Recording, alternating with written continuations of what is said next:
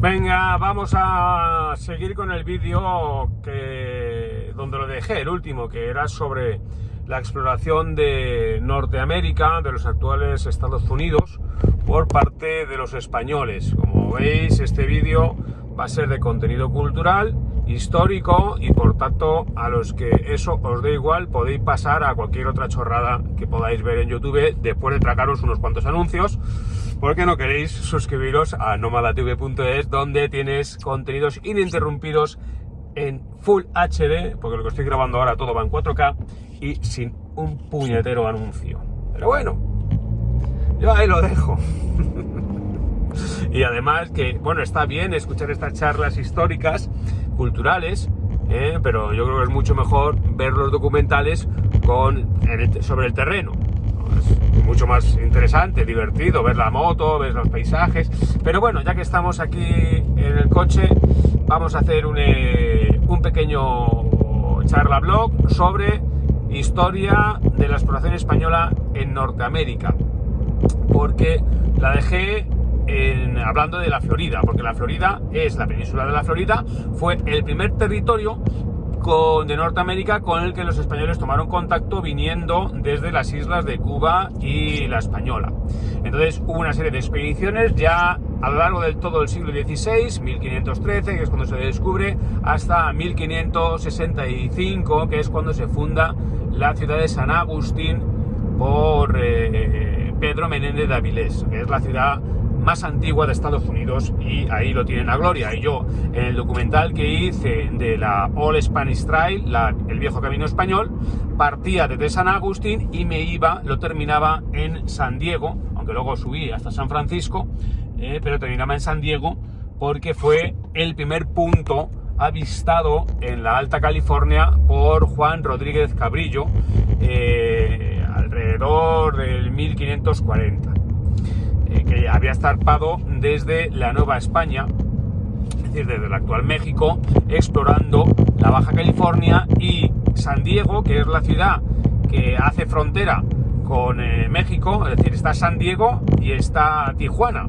Eso también os lo enseñé en un episodio. Y entonces, bueno, yo por ejemplo en el episodio que enseñé de Tijuana, pues puse de manifiesto una cosa que no se suele contar de Tijuana, porque de Tijuana, pues las drogas, el juego, la prostitución. No, pero ¿cuál es el negocio más rentable que hay en Tijuana? Las farmacias y los dentistas, oculistas y farmacias. ¿Por qué? Porque en Estados Unidos los costes médicos son disparatados, son muy altos. Entonces tú, cuando llegas a Tijuana, no entiendes por qué hay tantas farmacias, ni entiendes por qué hay tanto dentista, ¿no? Y por qué hay tanto oculista. Pues porque los norteamericanos que no tienen seguro médico no se pueden pagar los tratamientos, y entonces ellos tienen que ir a México, donde cuesta mucho más barato. ¿Y por qué cuesta mucho más barato? Pues porque en Estados Unidos hay una que hay muchos pleitos que demandan mucho. Entonces las responsabilidades son ilimitadas. De hecho, en los accidentes de tráfico la responsabilidad es ilimitada. En España tenemos una ley que limita la responsabilidad por un accidente de tráfico. Es decir, si te pierdes un brazo, está tasado. Si te matan, está tasado, lo que tienen que pagar las compañías aseguradoras. Y eso permite que los seguros cubran cualquier responsabilidad y que tengan un coste razonable. En Estados Unidos no, depende de lo que diga un juez, y por tanto la responsabilidad es ilimitada. Y los seguros, yo por ejemplo contrataba un seguro por $10.000. Con $10.000 para circular con la moto es simplemente un papel para poder circular. Si yo tengo un accidente y mato a un niño, no salgo de Estados Unidos, porque además allí, si no puedes pagar, te meten en la cárcel. Entonces, bueno, pues esas son cosas que conviene que el mundo hay que entenderlo en todo su contexto. O sea, la historia, la situación política actual, por qué, las diferencias sociales de cada país, por qué cada sitio es como es, ¿no? Pues entonces, por ejemplo, yo fui a México, en Tijuana, que es la ciudad que está en el sur de la frontera, y al norte está San Diego. De hecho, la playa lo que hay es como un muro en medio de la playa que separa los dos países. Bueno, pues en Tijuana me fui a una farmacia y allí pude comprar Prozac. Se puede comprar cualquier medicamento falso, es decir, genérico, o sea, porque los derechos de propiedad intelectual no se protegen del mismo modo.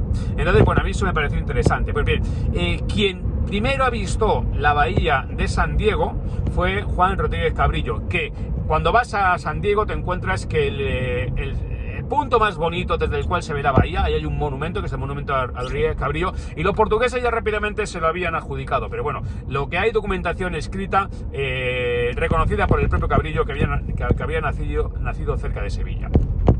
Entonces Juan Rodríguez Cabrillo fue el primer navegante que ha visto las costas de California, de la Alta California, pero la conquista de California o la colonización de California, los asentamientos en California no se producirían hasta el siglo XVIII, mucho más tarde, porque por allí no había oro, por allí no era árido, no encontraban, ¿no? Entonces, los primeros conquistadores, los primeros exploradores, lo que perseguían en primer lugar era buscar la riqueza mineral, ¿no?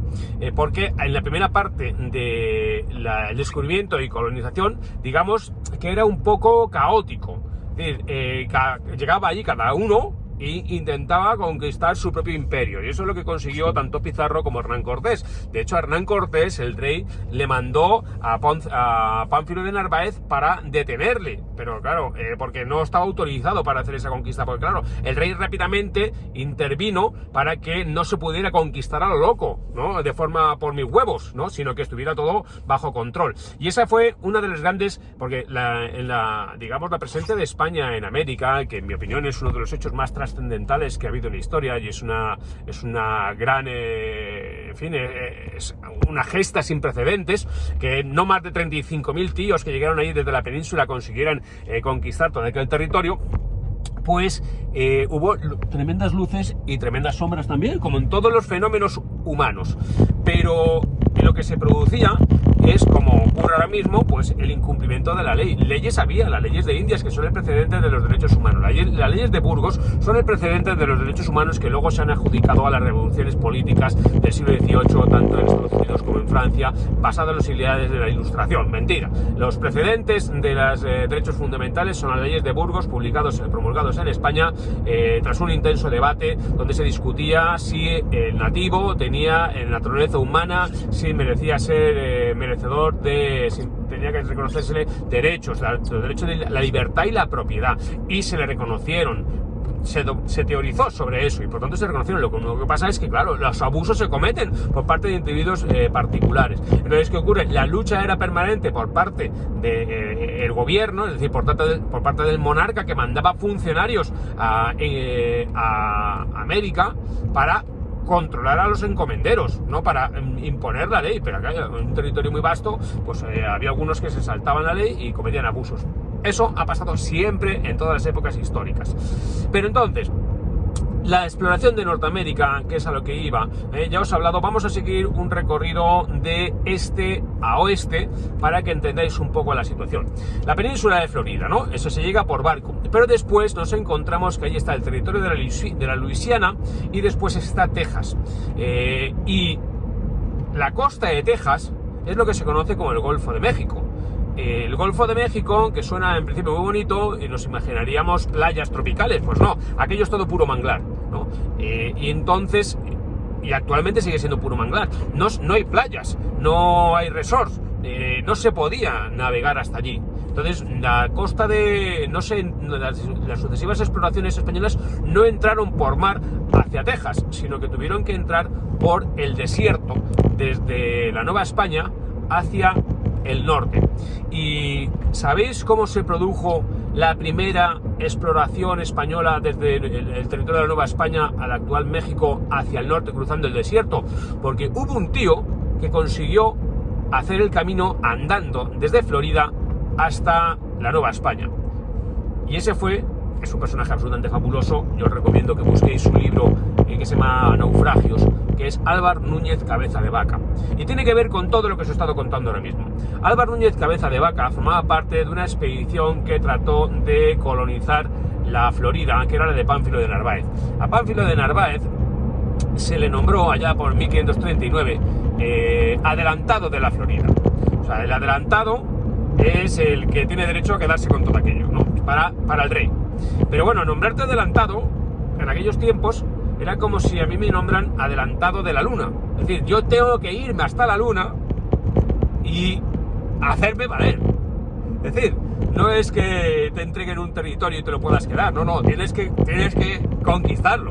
Y entonces Pánfilo de Narváez, que no era muy buen líder, pues entonces no dio buenas instrucciones a su flota y naufragó en las costas de Florida, que es un territorio asolado habitualmente por huracanes. Entonces prácticamente murieron todos y quedaron 4 supervivientes. Estos 4 supervivientes que consiguieron regresar lo hicieron al cabo de 8 años. De 8 años caminando desde la Florida hasta la Nueva España, cruzando todo el sur de Estados Unidos y sobreviviendo desnudos y sin armas entre los nativos. Y es muy curioso porque Álvar Núñez Cabeza de Vaca, cuando regresó a España, escribió este libro que se llama Naufragios, que lo podéis encontrar en PDF en internet gratuitamente. Y el primer caso documentado en que un europeo cura a un nativo, a un indígena, está escrito ahí, que es cuando ellos naufragan, están en unas condiciones tan lamentables que primero los nativos, en vez de matarlos, se apiadan de ellos, ¿no? O sea, los asisten, porque, bueno, pues después de un naufragio están deshechos polvos. Y Álvaro Núñez Cabeza de Vaca, que tenía conocimientos de medicina, cuando se encuentra con estos nativos, hay uno que está herido por una flecha, y entonces lo cura. Y es el primer caso documentado de una interactuación entre un blanco y un indígena para sanarlo, ¿no? En el territorio de la actual Norteamérica, en los actuales Estados Unidos. Y a partir de ese momento empieza a caminar y tal, empiezan a avanzar y se gana la vida o consigue sobrevivir ejerciendo de sanador, en parte de curandero, de charlatán, convenciendo, porque le iban acompañando cientos de indígenas que iba reclutando por el camino, ¿no? Al final le fueron acompañando como era prácticamente como el líder de una secta, como un curandero que sanaba a la peña porque sabía algo de medicina. Entonces, esa peripecia de un tío caminando desnudo y sin armas, sobreviviendo sin armamento entre los nativos, simplemente por su labia, pues es acojonante. Álvar Núñez Cabeza de Vaca, es muy bonita la historia. Y el libro se puede leer perfectamente, es perfectamente comprensible, el lenguaje se entiende.